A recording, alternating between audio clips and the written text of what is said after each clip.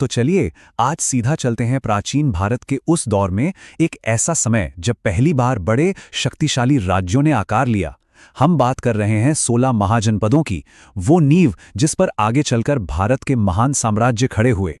पर एक मिनट, 16 राज्य, उनकी राजधानियां और आज के नक्शे पर वो कहाँ थे, ये सब याद रखना कोई बच्चों का खेल तो है नहीं, है ना? कोई स्टूडेंट हो या फिर इतिहास का शौकीन, ये किसी बड़ी पहेली से कम नहीं लगता।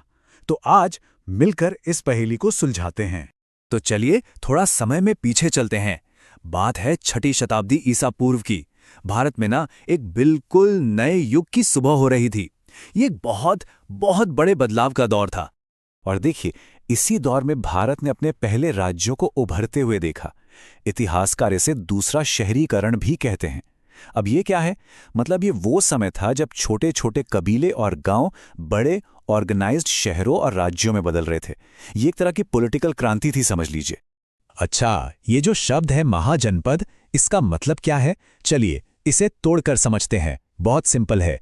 महा मतलब महान, ग्रेट, और जनपद मतलब किसी कबीले या लोगों के बसने की जगह। तो महाजनपद का सीधा सा मतलब हुआ महान राज्य। तो सवाल ये है कि आखिर ये बदलाव हुआ कैसे? देखिए, इसकी वजह कुछ बड़ी बड़ी चीजें थीं। एक तो लोहे के औजारों का इस्तेमाल खूब होने लगा। इससे खेती आसान हो गई और अनाज की पैदावार जबरदस्त बढ़ गई। और जब आपके पास पेट भरने से ज्यादा अनाज हो तो क्या होता है? बिल्कुल, व्यापार बढ़ता है, और व्यापार से ही तो जन्म होता है बड़े सेटल्ड समुदायों का। और बस इसी सोशियो इकोनॉमिक क्रांति से जन्म हुआ उन 16 महान राज्यों का। तो अब सीधे उस लिस्ट पर एक नजर डालते हैं, जो न सिर्फ प्राचीन भारत को समझने के लिए बल्कि कई एग्जाम्स के लिए भी बहुत जरूरी है। 16, बस ये एक नंबर इस पूरे दौर के सेंटर में है। 16, शक्तिशाली और प्रभावशाली राज्य। अच्छा, पर यह जानकारी हमें मिली कहां से? इसका जो सबसे भरोसेमंद सोर्स है वो है एक प्राचीन बौद्ध ग्रंथ, अंगुत्तर निकाय। इसी ग्रंथ में हमें इन 16 राज्यों की पूरी लिस्ट मिलती है।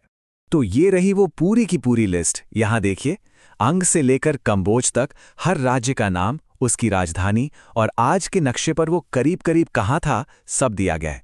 ये स्लाइड आप मान लीजिए इस पूरे युग की एक समरी है। इसका स्क्रीनशॉट ले सकते हैं। ये एक बेहतरीन चीट शीट का काम करेगी।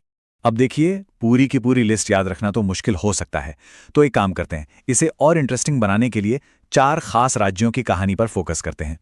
ये 4 राज्य हमें उस दौर की पावर, पॉलिटिक्स, कल्चर और ज्योग्राफिकल रीच, इन सबकी एक जबरदस्त झलक देंगे। तो सबसे पहले बात करते हैं उस दौर के बिग बॉस की, मगध। ये इतना ज्यादा शक्तिशाली बना कि इसी ने आगे चलकर भारत के पहले महान साम्राज्य यानी मौर्य साम्राज्य की नींव रखी। और इसकी ताकत का राज क्या था?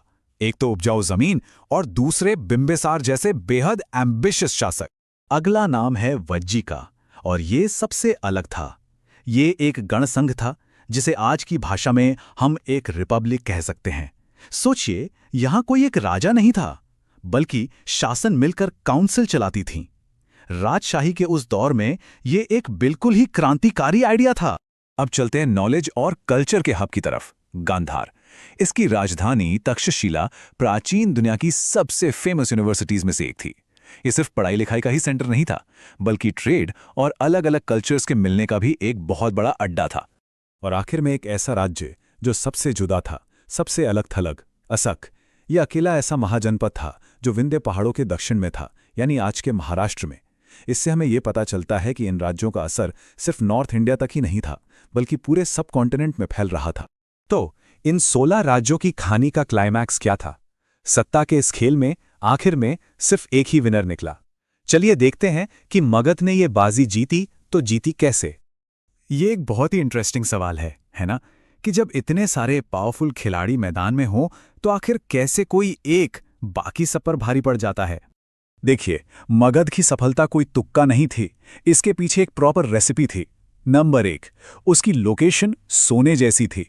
उपजाऊ मैदान, मतलब एक बड़ी सेना और आबादी को खिलाने में कोई दिक्कत नहीं। नंबर 2, उसके पास लोहे के भंडार थे, जिसका मतलब था बेहतर हथियार। नंबर 3, उसे मिले बिंबिसार और अजातशत्रु जैसे चालाक और बेरहम लीडर्स। और चौथा, उन्होंने जंग में एक ऐसा सीक्रेट वेपन इस्तेमाल किया जो किसी और के पास नहीं था। बड़े पैमाने पर हाथियों की फौज। और जिस वक्त मगध दिन ब दिन मजबूत हो रहा था, उस वक्त बाकी महाजनपद क्या कर रहे थे? वो आपस में ही लड़ लड़ कर कमजोर हो रहे थे। और बस उनकी इसी आपसी फूट ने मगध की जीत का रास्ता बिल्कुल साफ कर दिया। तो चलिए अब मुद्दे की बात पर आते हैं। ये हजारों साल पुराना इतिहास आज हमारे लिए क्यों मैटर करता है? इसका महत्व सिर्फ पुरानी किताबों तक ही नहीं है, ये आज भी उतना ही रेलेवेंट है। जैसा कि एक सोर्स में बहुत अच्छी तरह से कहा गया है कि इन 16 महाजनपदों ने ही भारत की पहली बड़ी इंपीरियल पावर के लिए जमीन तैयार की, और उन्होंने प्राचीन भारत के सोशियो पॉलिटिकल कल्चर को हमेशा हमेशा के लिए बदल कर रख दिया। इसकी रेलेवेंस को ना एक असली एग्जाम क्वेश्चन से समझते हैं। ये सवाल 2014 के यूपीएससी प्रीलिम्स में आया था। सवाल था, बुद्ध के जीवन से इनमें से कौन से राज्य जुड़े हुए थे? ऑप्शन थे अवंती, गांधार, कोसल और मगध। और सही जवाब है ऑप्शन सी, यानी कोसल और मगध। जी हां, बुद्ध ने अपनी जिंदगी का एक बहुत बड़ा हिस्सा इन्हीं दो राज्यों में गुजारा था। और यहीं से पता चलता है कि इतिहास की छोटी छोटी डिटेल्स कितनी ज्यादा मैटर करती हैं।